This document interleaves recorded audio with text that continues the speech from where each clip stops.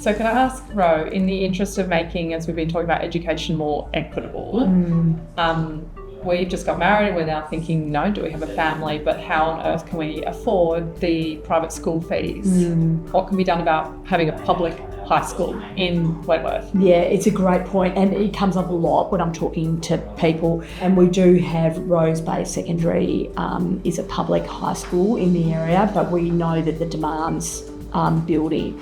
It's so important that if we're serious about building a second public high school in the area, that we go somewhere where the land's already owned by the state government, so we don't have the cost of acquiring the land. The issue from a state government standpoint is they've got to balance all the needs from around the state. And there's obviously areas around the state that have much higher educational needs. I think we should also look at a cheaper private school model.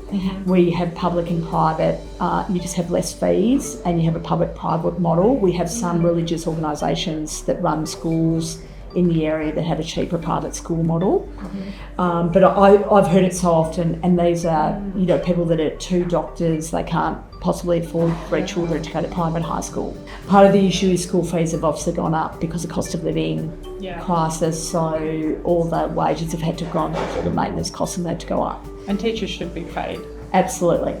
Our teachers do an amazing job. It's tricky. They have a huge job. They have a huge job. The other thing I'd say is the Greens are quite dedicated to taking away the small amount of government funding that private schools get.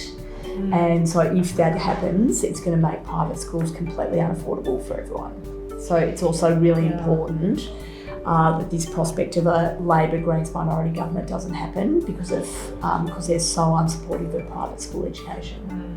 Authorised by C. Australian Liberal Sydney.